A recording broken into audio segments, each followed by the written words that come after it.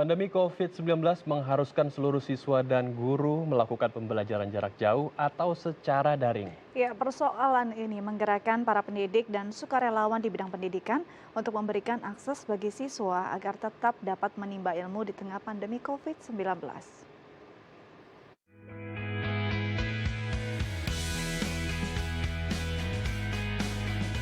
Pandemi COVID-19 mengharuskan seluruh siswa dan guru melakukan pembelajaran jarak jauh atau secara daring. Namun bagi warga prasejahtera yang tidak memiliki gawai atau tidak memiliki kuota internet, pembelajaran secara daring seperti ini cukup menyulitkan.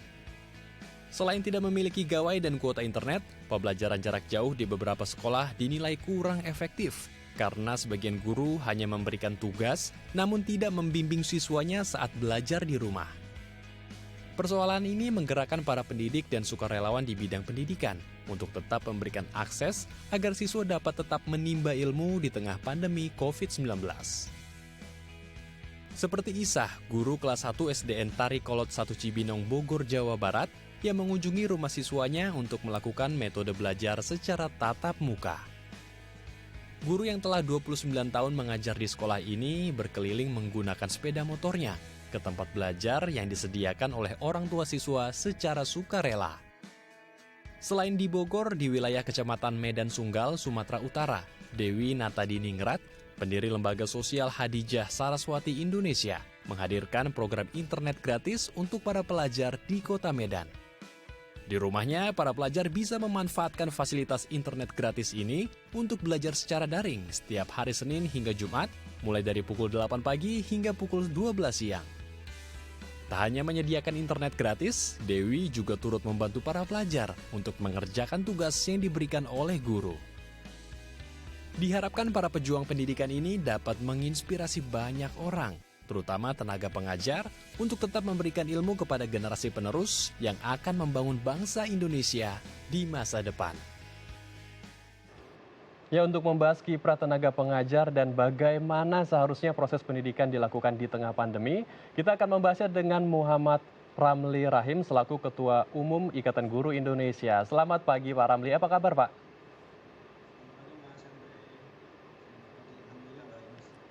Selamat pagi, Pak. Selamat pagi Pak Ramli. Baik, kita masih mencoba untuk menghubungi Pak Ramli ya. Betul. Nah, kalau di tengah pandemi seperti ini memang Dika, teknologi ini menjadi salah satu jembatan ya untuk Iya, bisa menghubungkan siswa dan juga betul. guru-guru yang ada di sekolah yang mengajar. Cuma permasalahannya Dika, banyak sekali keluhan yang dirasakan oleh orang tua dan juga siswa dari keluarga prasejahtera yang mungkin merasa teknologi ini menjadi suatu hambatan malah karena pertama mungkin mereka nggak punya gadget atau gawai. Ya. Yang kedua mungkin punya handphone atau gadget, tapi handphonenya yang jadul, yang zaman dulu yang tidak bisa mengakses internet. Nah yang ketiga mungkin mereka punya handphone atau gawai, punya akses internet, Betul. tapi kuota internetnya nggak ada. Itu dia, dan akhirnya banyak guru yang harus datangi satu-satu home visit, Betul. datangi satu-satu muridnya untuk bisa tetap belajar, tetap mengajar dan berbagi ilmu pada muridnya. Baik, Baik, kita coba lagi untuk menyambungkan menghubungi, dengan ya Pak menyambungkan kembali dengan Ramli. Pak Ramli. Selamat pagi, Pak. Assalamualaikum, selamat pagi. Baik, Pak Ramli tadi di tayangan. Assalamualaikum, selamat pagi. Iya, assalamualaikum Pak Ramli. Waalaikumsalam. Waalaikumsalam. Selamat pagi Pak Ramli. Kita Iya, langsung berdiskusi nih Pak mengenai PJJ atau pembelajaran jarak jauh. Saat ini banyak sekali mungkin keluhan dari siswa dan juga orang tua siswa yang mungkin yang tadi kita sempat bahas juga sama Dika, mereka tidak punya akses internet, tidak punya gawai dan juga mungkin akses internet dari rumahnya itu mungkin juga sangat sulit. Nah, ini membuat banyak guru-guru yang langsung mau terjun ke rumah-rumah siswa dan memberikan pembelajaran secara langsung tatap muka dengan protokol kesehatan. Baiknya nih, Pak Ramli, seperti apa model pembelajaran yang harus dilakukan oleh para guru di tengah pandemi seperti saat ini, Pak? Ya, sebenarnya sekitar bulan April atau Mei itu kami dari Ikatan Guru Indonesia sudah menyampaikan ke Kementerian Pendidikan dan Kebudayaan, baik secara langsung, lisan maupun melalui berbagai media, bahwa kita membutuhkan kurikulum darurat atau sesuatu yang menjadi standar sehingga ada capaian yang dituju oleh para guru, apapun model pembelajarannya. Kenapa? Karena COVID-19 ini kan belum jelas kapan berakhirnya. Tapi kemudian saat itu teman-teman di Kemdikbud, para pejabat di Kemdikbud menjawab, ya itu kan kemerdekaan masing-masing guru, karena sekarang ini porsinya adalah merdeka belajar.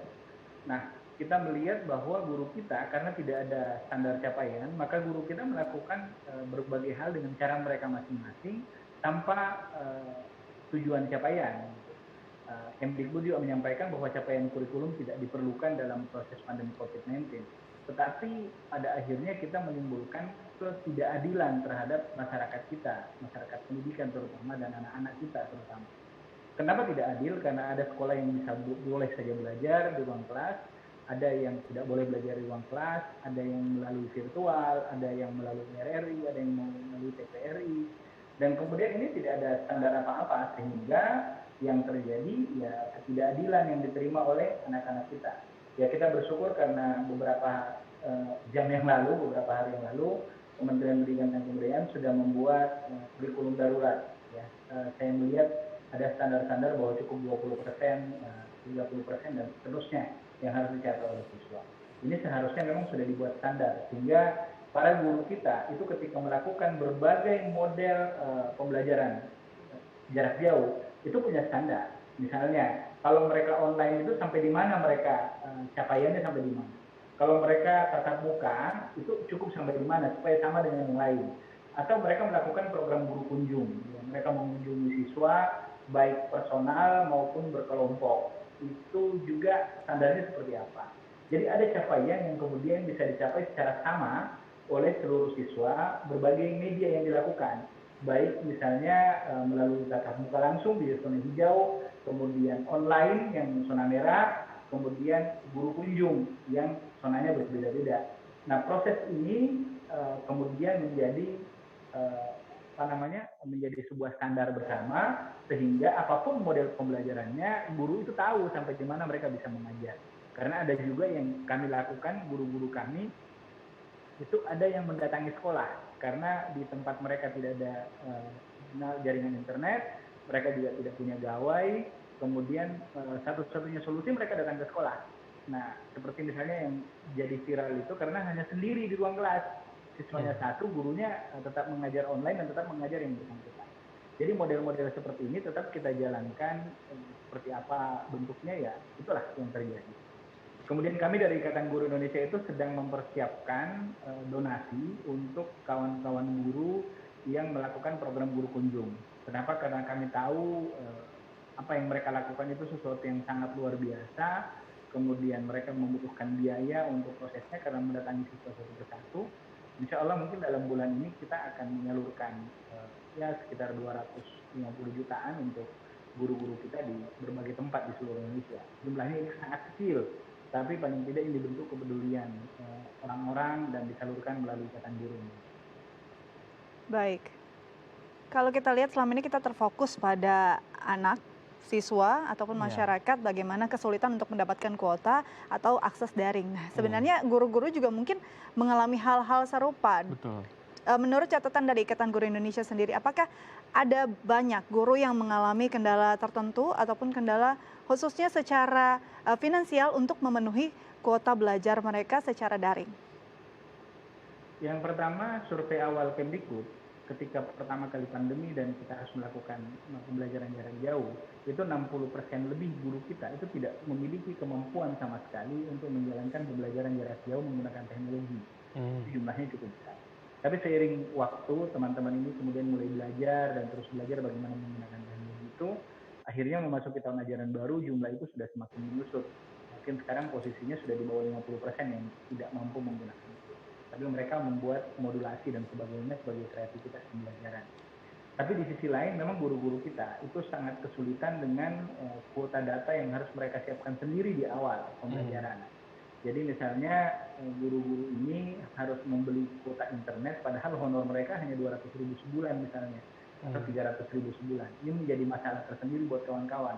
Kalau misalnya honor 200.000 sebulan, mau beli kuota data untuk mengajari siswa itu berapa besar yang bisa dia keluarkan? Karena yang dia terima sendiri sangat kecil. Teman-teman guru mengajar itu hitungannya kan 6.000 sejam.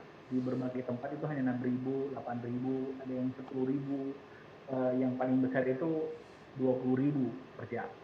Nah, kalau misalnya mereka mengeluarkan uang untuk membeli kuota data, ini menjadi kesulitan tersendiri buat teman-teman guru.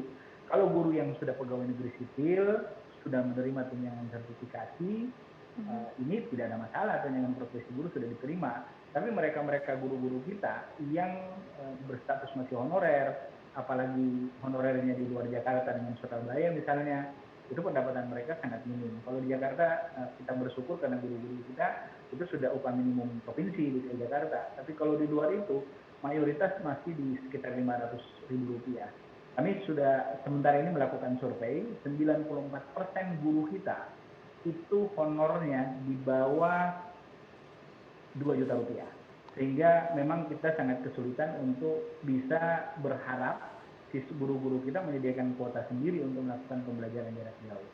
Yang bisa dilakukan oleh teman-teman adalah berkumpul di sekolah dan tetap menjalankan protokol kesehatan.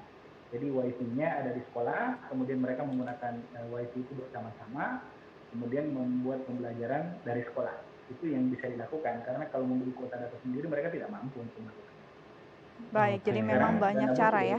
Dana BOS bisa digunakan untuk itu, cuman kan Kementerian Pendidikan kemudian membuat lagi aturan bahwa kuota data bisa digunakan 100% dana BOS, untuk kuota data bisa 100% untuk bayar guru, bisa 100% untuk hal lain.